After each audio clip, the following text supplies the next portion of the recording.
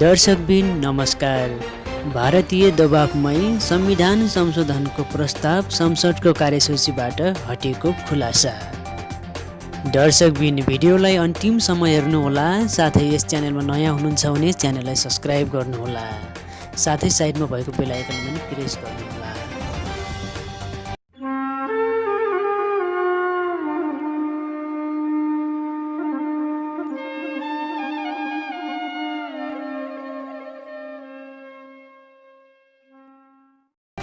दर्शकबिन नेपालले कालापानी, लिपुलेख र लिम्पियाढुरा सहितका भारतद्वारा अतिक्रमित भूभाग समेटेर नयाँ नक्सा प्रकाशन गरेपछि ब्याकफुटमा ढकेलिएको भारत सरकारकै दबावमा संविधान संशोधन सम्बन्धी प्रस्ताव संसदको कार्यसूचीबाट हटेको खुलासा भएको हो।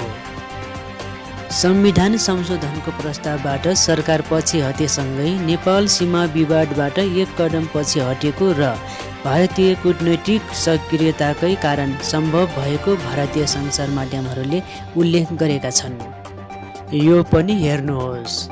इस बीच एक और बड़ी खबर आ रही है, जहां पर नेपाल ने अपना नया नक्शा वापस ले लिया है। तो हिंदुस्तान ने जब ऑब्जेक्शन रेज किया और इसके बाद आपको बता दें कि नेपाल ने अपना नया नक्शा वापस ले लिया है। चीन के इशारे पर नेपाल ने नया नक्शा जारी किया था, जिसमें भारत का कुछ हिस्सा नेपाल ने अपने पास दिखा दिया था।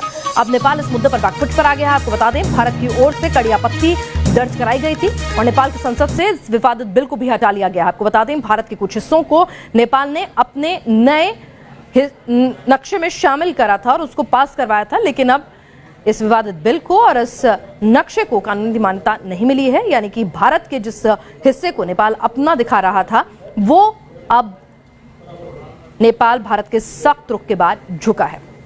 कोशिश करेंगे इन चीजों में कोरिलेशन समझने की कोशिश करेंगे कि एक तरफ तो नेपाल जो है वो पहले चीन के शय पर किस तरह से भारत के कुछ हिस्सों को अपना बताता है और उसके बाद अब झुकता है, और ये नेपाल का बैकफुट पर आना और चीन का सफाई पेश करना कि अपने नागरिकों को वो युद्ध की स्थिति के लिए नहीं, एक नॉर्मल प्रक्रिया के तहत वापस आने को कह रहा है।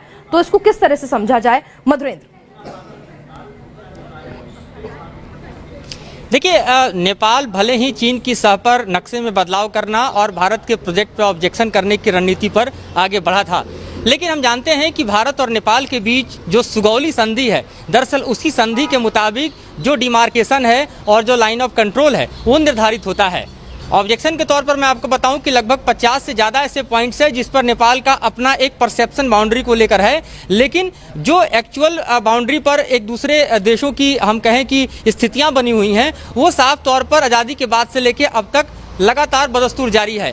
और हम ये भी बताना चाहेंगे कि जो नेपाल के हम कहें कि बाउंड्री को लेकर जो संधि है और उसके अलावा जो हमारे और उनके क्षेत्र के बीच के बदलाव की स्थिति है, उसकी ऐतिहासिक पृष्ठभूमि ब्रिटिशर्स के समय से शुरू होती है और नेपाल उसको मानता है। नेपाल के उस वक्त के प्रधानमंत्री ने यूं कहें कि उस वक्त के राजा ने दरअसल उस वक्त हस्ताक्षर किया था और तब जाके सुगौली संधि को अमली जामा पहनाया गया, जिस संधि के मुताबिक हम आपको बताएं कि उत्तराखंड से लेके और दार्जिलिंग तक का जो बॉर्डर है नेपाल और भारत का लगता है, उसकी सीमाएं निर्धारित होती हैं।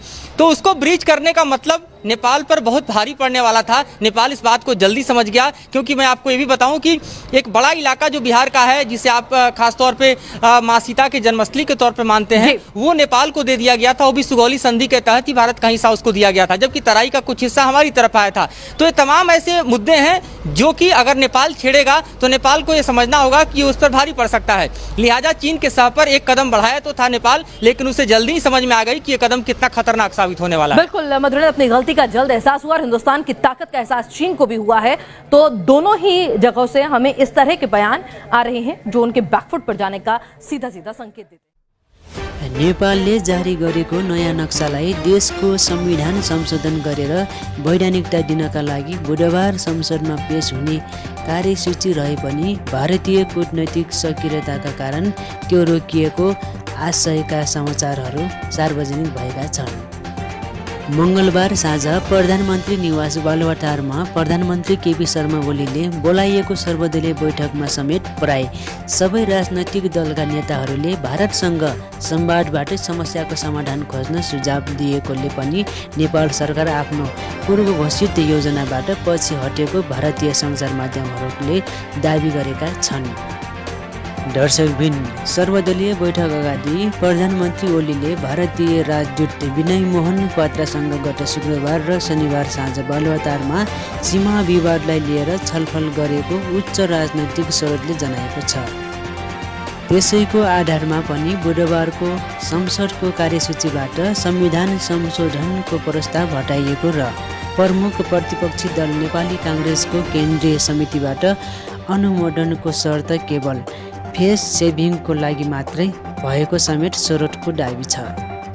दर्शकबिन यसैबीच नेपाल भारत सीमा विवाद बढेपछि त्यसको न्यूनीकरणको लागि भारतीय कूटनीतिज्ञ श्याम शरण काठमाडौँमा आएको र उनकै सक्रियताका कारण संविधान संशोधनको प्रस्ताव कार्यसूचीबाट हटाइएको स्रोतको दाबी छ।